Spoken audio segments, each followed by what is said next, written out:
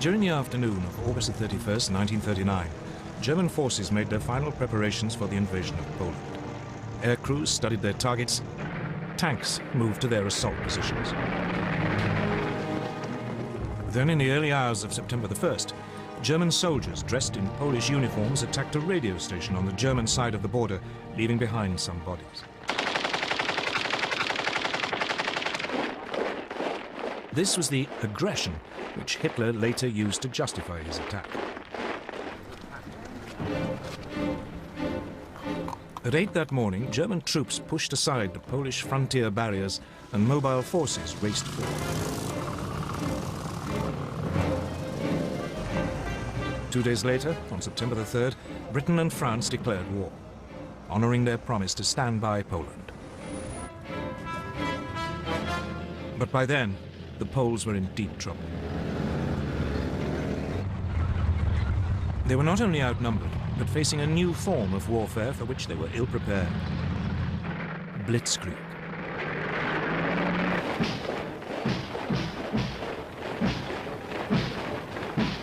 In 1939, the German army consisted of 1.5 million men. Its elite were the panzers, tanks, 6 armored divisions and 4 light divisions intended for reconnaissance, a total of 2,400 tanks. These had been designed to break through an enemy's defenses and strike deep, cutting communications and spreading confusion. Enemy strongpoints would be bypassed, left to the following infantry to mop up.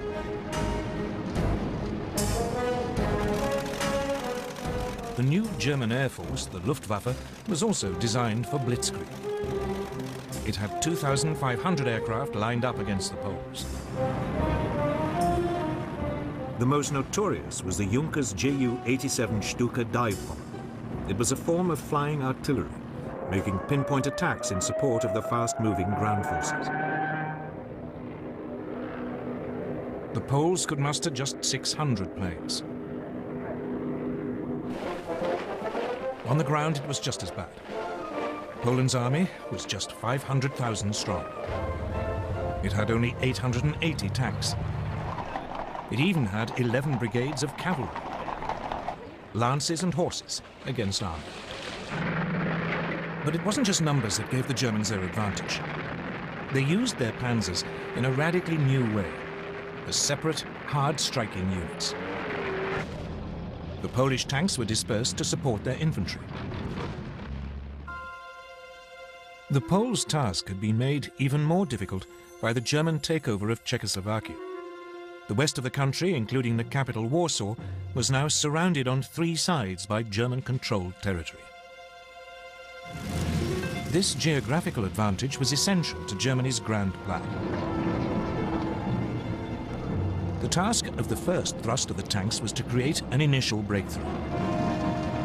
But actually winning the war depended on deep pincer movements designed to surround and crush the enemy. These would come from Army Group North under General Fedor von Bock. He would launch 2 thrusts from northeast Germany and East Prussia. Army Group South under General Gerd von Rundstedt would launch 2 more from Silesia and Slovakia. The aim would be for the pincers to meet near Warsaw and Brest-Litovsk.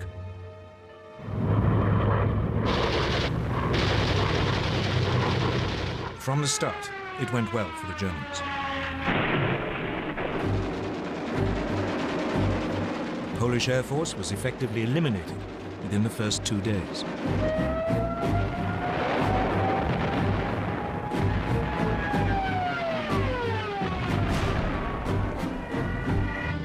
Panzers cut through and struck deep.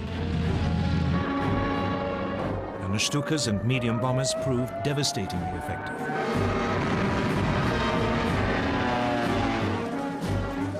The Poles were sliced apart, pinned into pockets which yielded vast numbers of prisoners. Legend has it that some Polish cavalry units gallantly tried to attack the panzers. But it was futile.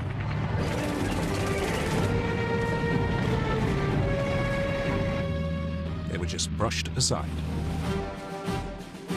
By September the 8th, the inner pincers had met up. German troops were advancing on the outskirts of Warsaw. On September the 17th, the outer pincers met at Brest-Litovsk.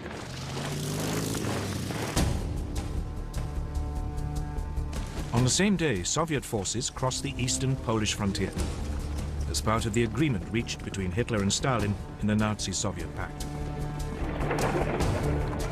The Polish army was now in full retreat, its government fleeing abroad.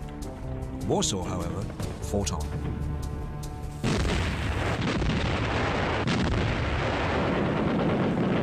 Its defenders rejected a German offer to surrender, so the full fury of the German war machine was turned on it.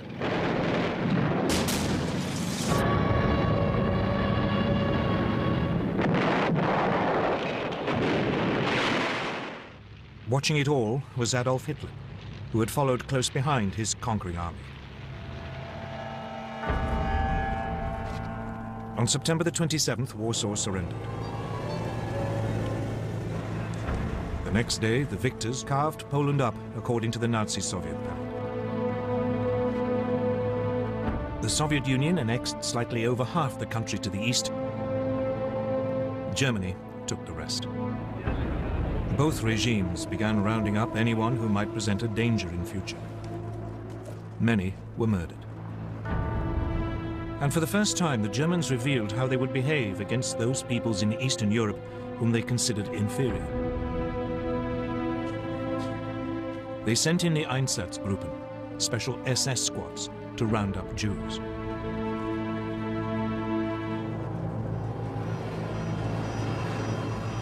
Most were forced into ghettos in the major cities, where they would be starved to death. Others were executed on the spot.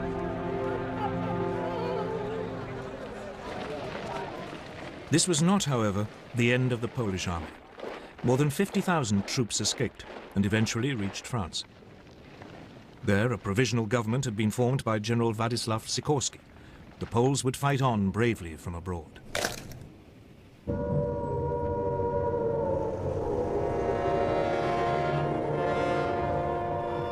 In Britain, the air raid sirens had sounded within minutes of Prime Minister Neville Chamberlain's announcement that hostilities had begun.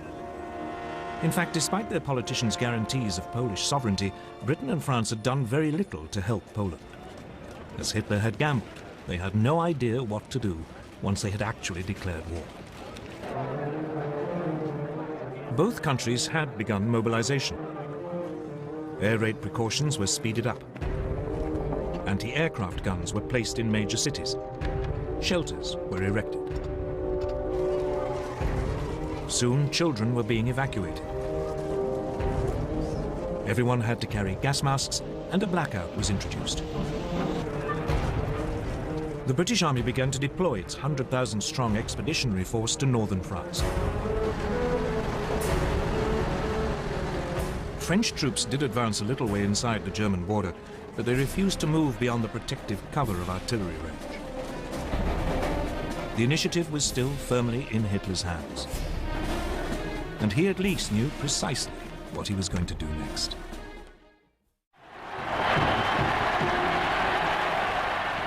The Blitzkrieg against Poland had been a stunning success for Adolf Hitler.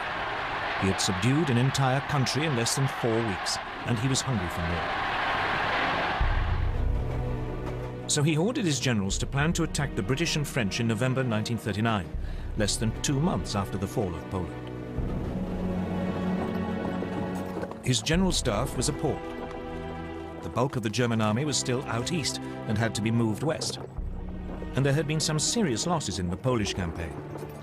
Lessons had to be learned. Polish anti-tank guns had destroyed a division's worth of the lightly armored panzers. A quarter of the aircraft used had been lost. The panzers were too light and unreliable, and they had frequently outrun both their supply columns and the marching infantry. Reluctantly, after furious arguments, Hitler agreed to wait until the following spring.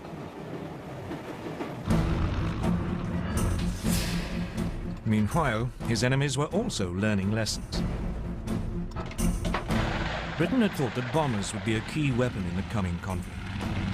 But when on September the 4th, Britain's Royal Air Force made a daylight raid on German shipping, 7 of the 30 bombers were shot down. It soon became clear that this wasn't a one-off misfortune. In some raids, over half the aircraft were lost. British bombers just weren't up to the job. So the RAF switched to night raids, and they decided to drop not bombs but leaflets, so as not to provoke retaliation.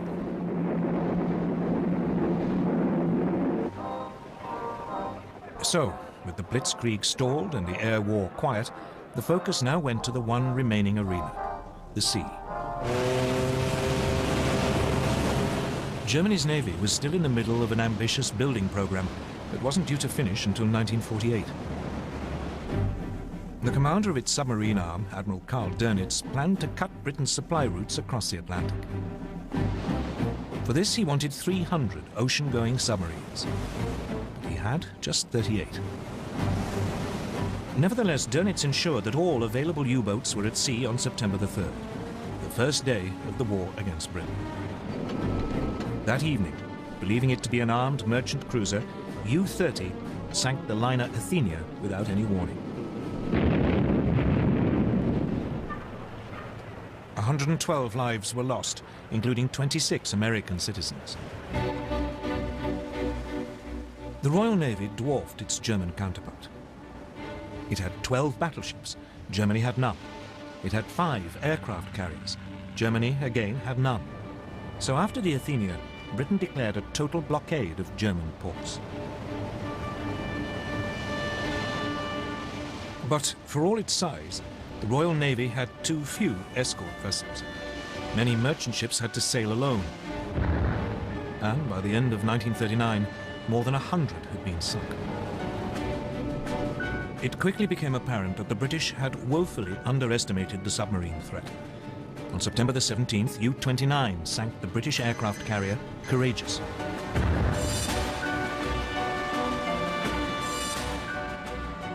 On October the 14th, the battleship Royal Oak was sunk when U-47 slipped through the defences of the British main fleet base at Scapa Flow in the Orkneys. Meanwhile, Germany's small surface fleet had also been unleashed against the sea lanes. In the North Sea, the battlecruisers Scharnhorst and Gneisenau intercepted a convoy on November the 22nd.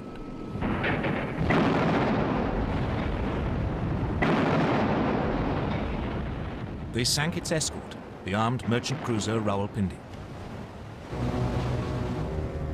But it was the pocket battleship Graf Spee which caused the greatest problems. Designed specifically for commerce raiding, its 11-inch guns could overwhelm any ship fast enough to overtake it, and it had the speed to escape from any battleship. The Graf Spee had slipped away from Germany before hostilities began. Soon it was cutting loose in the South Atlantic and Indian Oceans. Finally, 3 British cruisers, Exeter, Ajax and Achilles, intercepted it off the River Plate on the east coast of South America. The British ships damaged the pocket battleship so badly that it had to take refuge in the neutral Uruguayan port of Montevideo. The Germans were then fooled into thinking that a more powerful British force had arrived. When the Graf Spee was commanded to leave port, her captain scuttled her rather than risk annihilation.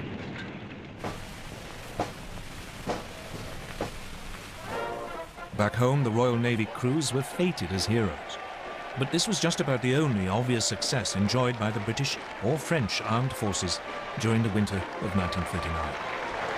Though the British did enjoy one secret victory in the technological war, which was to prove vital.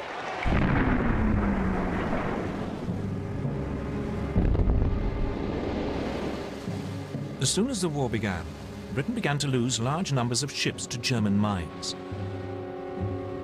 What was so mysterious was that the ships didn't seem to have actually struck them. The mines had simply exploded as the ships passed nearby.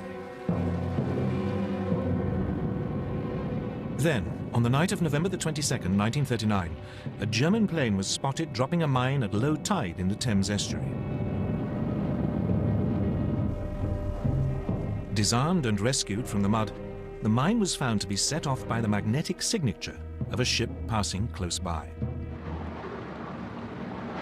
The solution was to reduce a ship's magnetic signature by hanging a copper cable round the hull and then passing an electric current through it, a process called degaussing. Once degaussing was applied to all ships, the danger from the magnetic mine was massively reduced. But otherwise, as 1940 began, the war was quiet. The two sides did little during the winter except to patrol, train, and try to keep warm, for it was a particularly cold one. An American journalist called it the Phony War. For the Germans, it was the Sitzkrieg.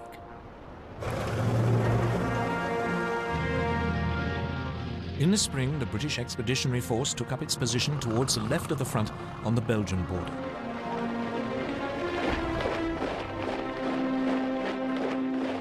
But it was dwarfed by its French ally. France had some 100 divisions along the Belgian and German frontiers, or in reserve nearby.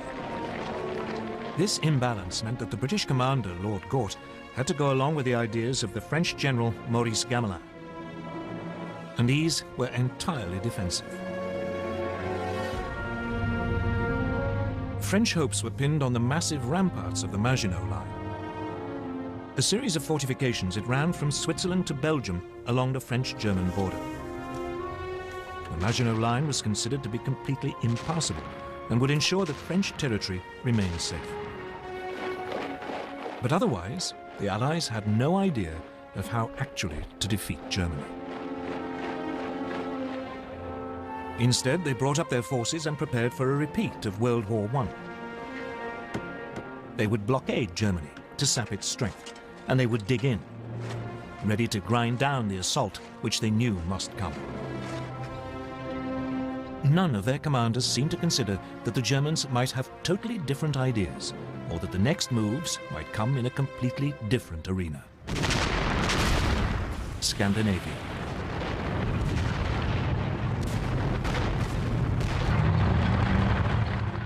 On November the 30th, 1939, a new theatre of war was opened up.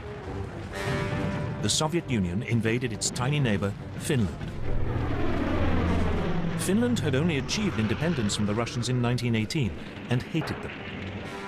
Soviet dictator Joseph Stalin was convinced that one day the Finns might allow the Germans in to attack Leningrad and the vital Arctic port of Murmansk. The Red Army outnumbered its Finnish opponents by more than 10 to 1. The invasion should have been a walkover. But its leadership had been devastated by Stalin's terrible purges.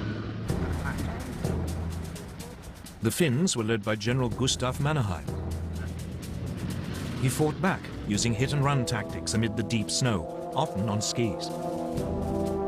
The Soviet troops, confused and poorly led, suffered massive losses. Finland's gallant resistance caught the imagination of the British and French.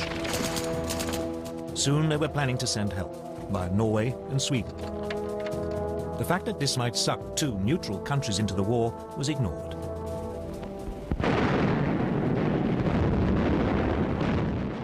But a renewed Soviet offensive at the beginning of February broke the Finnish defensive line. In early March, the Finns had to cede territory to Stalin. By now, Hitler too had become interested in Scandinavia. The Nazi war machine relied on iron ore from Sweden. In the winter months, the only way it could get to Germany was via the Norwegian port of Narvik. If the Allies landed in Norway, this vital supply could be cut off. So he ordered plans to be prepared for an invasion of Norway. Denmark, which was in the way, would also have to be seized. The Norway theatre heated up on February the 16th, 1940. The British destroyer Cossack boarded the German supply ship Altmark in a Norwegian fjord to release prisoners.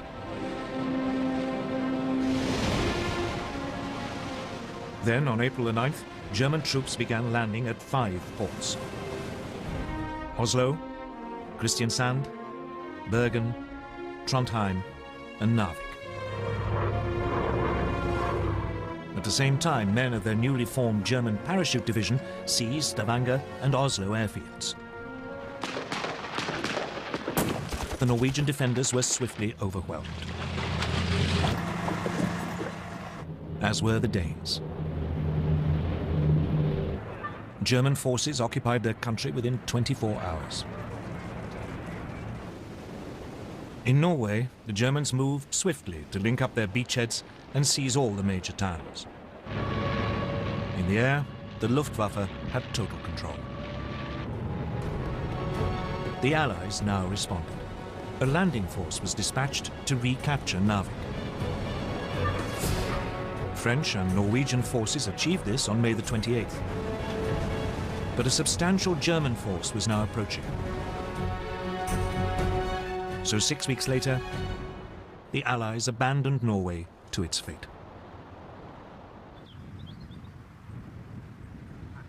Hitler had spent most of that winter and spring at his country retreat, the Berghof in southern Bavaria.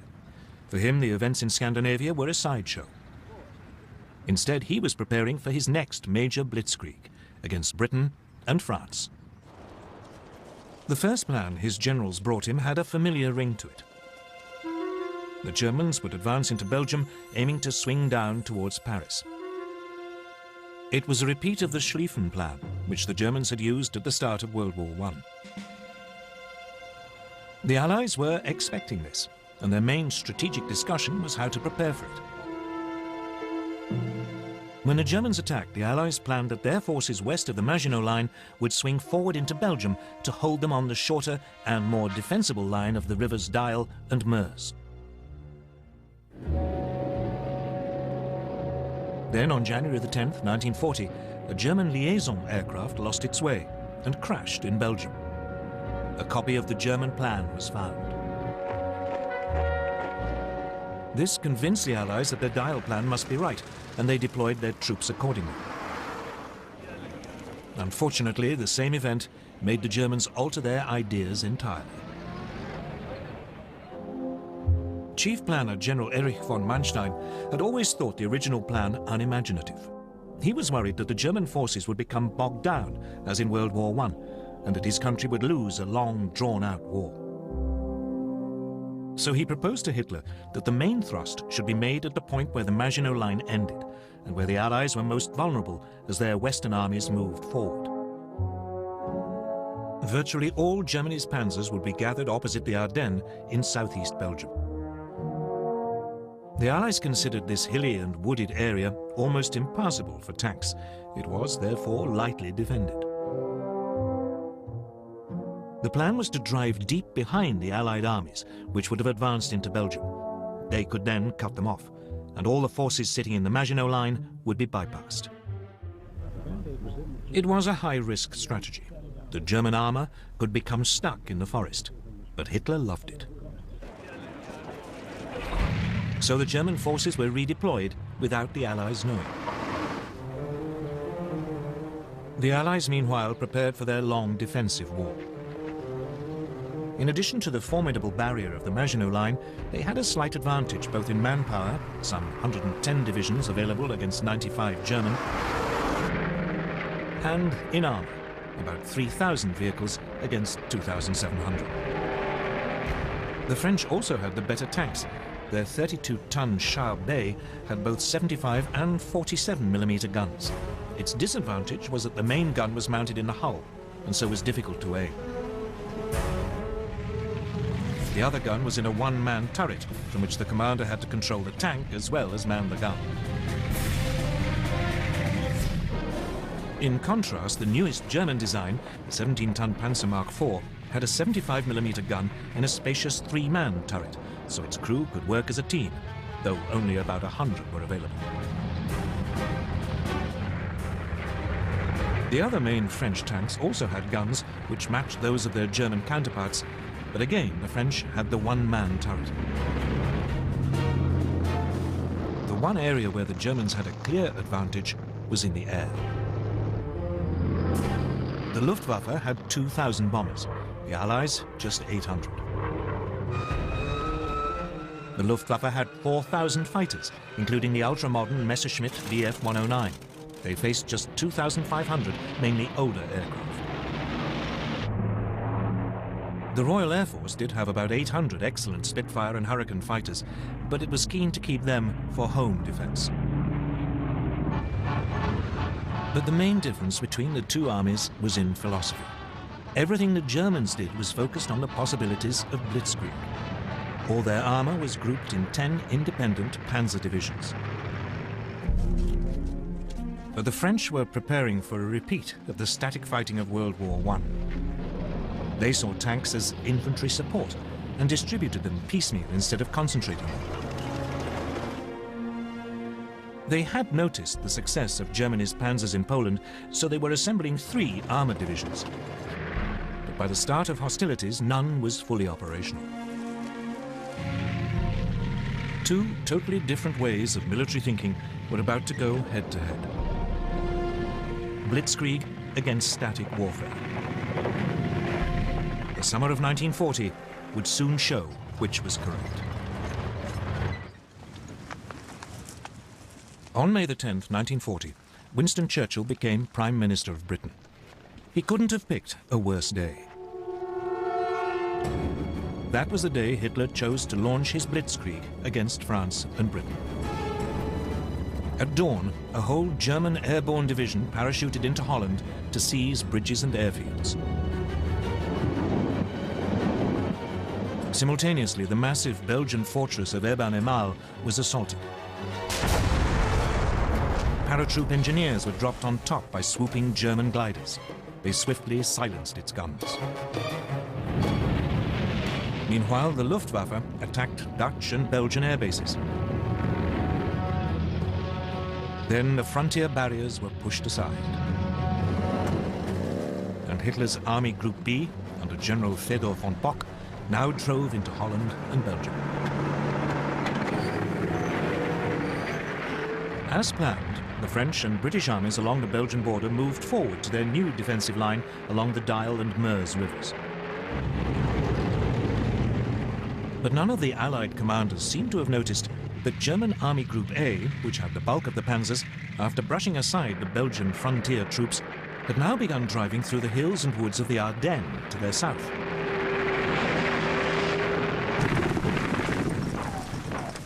Meanwhile, the Germans were pushing rapidly through Holland.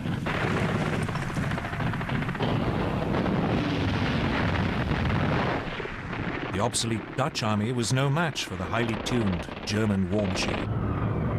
And it was under continual heavy air attack by the Luftwaffe, which roamed the skies unchallenged. On May the 14th, the Germans demanded the surrender of the port of Rotterdam. A large force of bombers took off as the Dutch hesitated. While they were airborne, the Dutch agreed to surrender the city, but apparently a recall message never reached the bombers.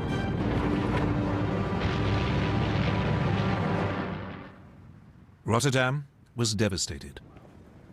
The Dutch capitulated the next day. Then came the hammer blow. The thing that British and French planners had thought impossible had happened. German panzers were through the Ardennes and had reached the Meuse by the evening of May the 12th. Among the first to arrive at Sedan, well north of the Maginot Line, were the men of the 19th Panzer Corps, commanded by General Heinz Guderian, fresh from the triumphs in Poland. Guderian now showed how blitzkrieg should be done. He ignored the troops in the Maginot Line, and he didn't wait for his own infantry to catch up. He pushed straight on. The next day, assault troops crossed the River Meuse. Engineers began building bridges for the armor while under heavy French fire.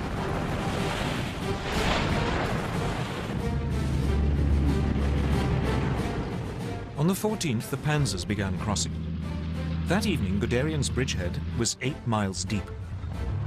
The French troops, stuck in the Maginot Line, were too immobile to intervene. Allied bombers made despairing attempts to destroy the German bridges.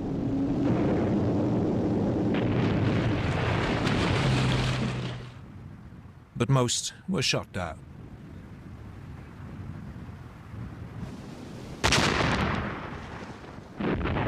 All the while, German artillery pounded the French defences while the Stukas screamed in.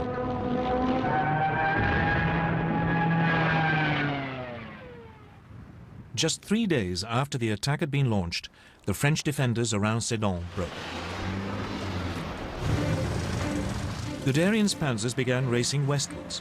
By nightfall, they had advanced more than 40 miles behind a northern group of Allied armies. These had been holding firm on the Dial line, but now the French Supreme Commander, General Gamelin, realized that they were about to be encircled. He ordered them to fall back. This sudden decision to withdraw bewildered the Allied troops, who had no idea what was going on behind them. As they fell back, they were hindered by a growing flood of refugees clogging the roads. That day, the French Prime Minister, Paul Reynaud, phoned Churchill. He said, "We are beaten. We have lost the battle." But for all the brilliance of the Blitzkrieg, the Germans were vulnerable. As the panzers raced westwards, they created an ever longer corridor just a few miles wide. The Allies realized that this was open to counterattack. The bulk of the German army was still totally dependent on horsepower or its own feet for transport, so the gap between the rampaging panzers and the follow-up infantry grew with every hour. On May the 17th, Colonel Charles de Gaulle, commander of one of the newly formed French armoured divisions, made the first of 2 attempts to cut through the German line near Crécy. But the cumbersome French command system meant that units were sent into battle piecemeal, not in a coordinated thrust.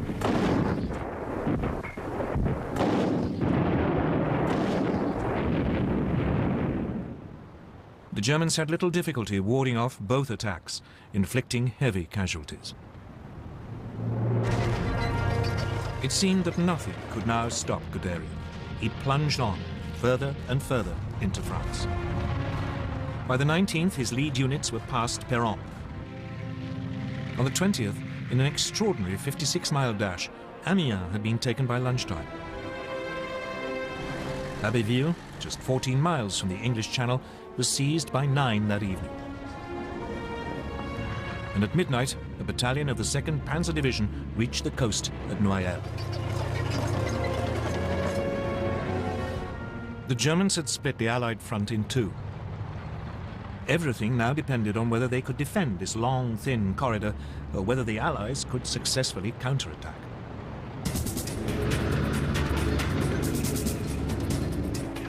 So now the British got ready to break the German lines. On May the 21st, 2 armoured battalions prepared to launch an attack south of Arras. The British tanks were even more unsuited to fast-moving armoured warfare than the French. Their most effective machine, the Matilda II, had been designed for infantry support. Though well armoured, it was slow and undergunned.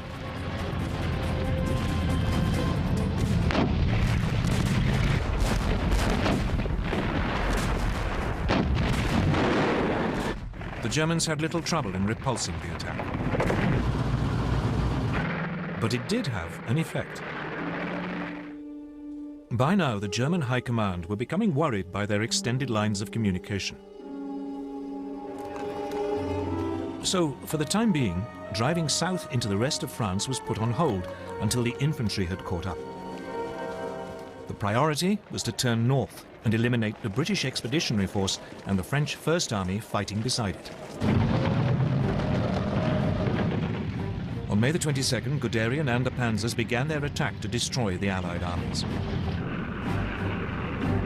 These were now pulling back to the ports of Boulogne, Calais and Dunkirk, but they were trapped.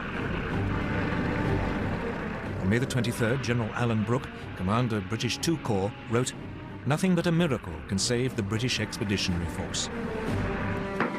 2 days later, the Germans seized Boulogne. It was beginning to look as if even a miracle would be too late. May the 25th, 1940. The situation of the British Expeditionary Force and the French First Army was desperate. The port of Boulogne had been overrun. German troops had isolated Calais. The British were being forced back to the port of Dunkirk. Lord Gort, the British commander, advised his government that the only hope of saving even a fraction of his troops was to organize an evacuation by sea.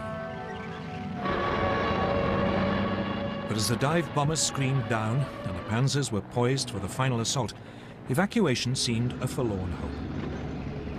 The British anticipated that Dunkirk would be overrun within a day. But unknown to the British, Hitler and the German High Command had made a decision which was to save them from total annihilation. The Germans were only too aware that their panzer crews were exhausted and their machines needed urgent repairs. Those attacks by de Gaulle and the British may have failed, but they have shown very clearly how vulnerable the German lines of communication were. This was the great weakness of Blitzkrieg. So the High Command made a fateful decision. It decided to stop the panzer's advance to save them from further damage and wait for the infantry to come up. Only then would the Allied pocket around Dunkirk be eliminated. So the Blitzkrieg was halted and the panzers lay idle. They would not advance for 2 days, just enough to buy the British in particular a little time to prepare.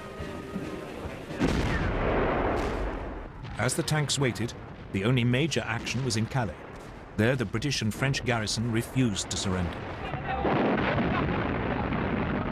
Instead, they had to be overrun in 3 days of bloody hand-to-hand fighting. When the panzers got going again 2 days later on May the 26th, the weather had changed.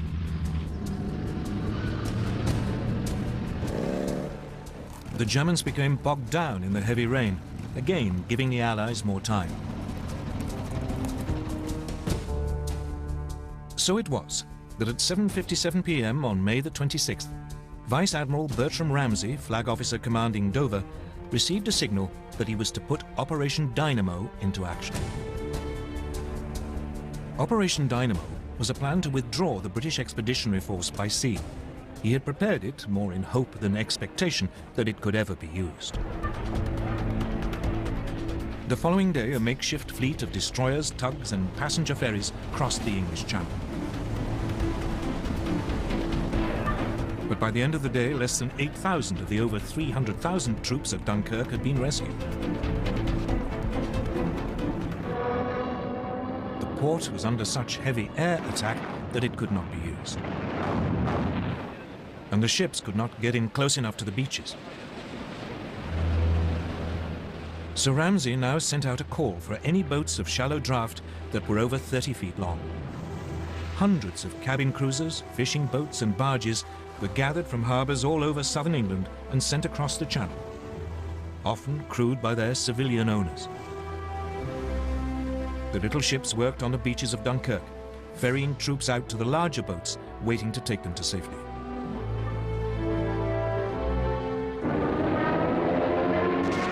All the time, they were under constant air attack. The British Air Force threw every fighter it possessed into the battle to drive the Luftwaffe off.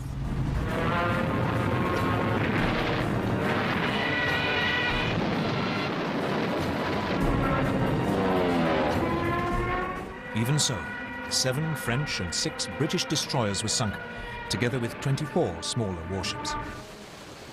A quarter of the 665 small boats never got home. But when the evacuation was halted on June the 4th, over 300,000 men, 41% of them French, had been rescued. None of this would have been possible without the heroism of the French army. It played a vital role in slowing down the German advance.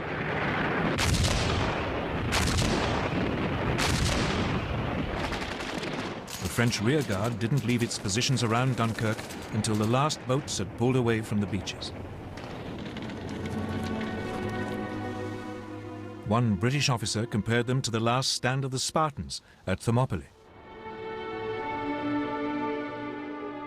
Even so, the British army had lost most of its heavy weapons. It wouldn't be fit to fight the Germans again for a long time. France still had to fight on, but it had lost more than half its army. Against them, the Germans had 92 divisions, including masses of armor.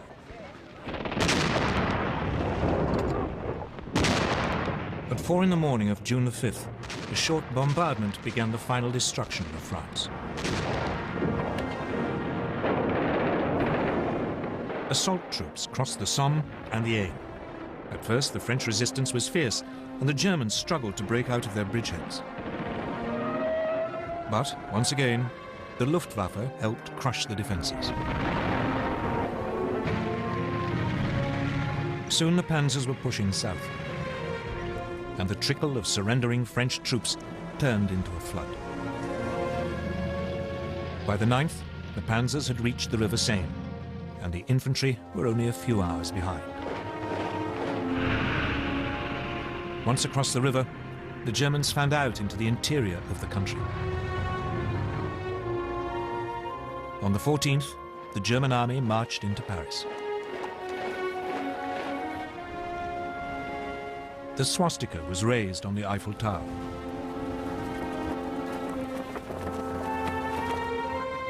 Hitler had secured the prize which had eluded the Kaiser in 1914. The Parisians could only watch in stunned horror. Throughout the period of the French collapse, Winston Churchill paid 5 visits to France, trying to bolster French resistance. On June the 16th, he even offered Paul Reynaud a union with Britain if France stayed in the fight. But it was too late. Reynaud's cabinet rejected the proposal, and the Prime Minister resigned that evening. He was succeeded by Marshal Philippe Pétain, who immediately asked the Germans for an armistice.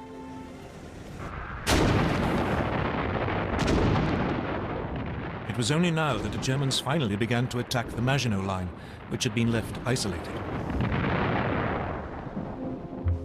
After a heavy artillery bombardment, the French defenders offered only token resistance before the German troops occupied the forts.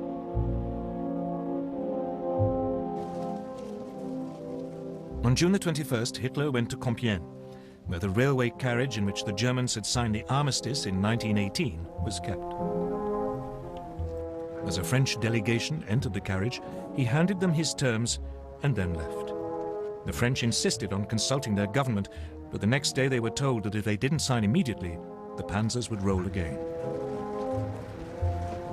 They signed, and the humiliation of France was complete.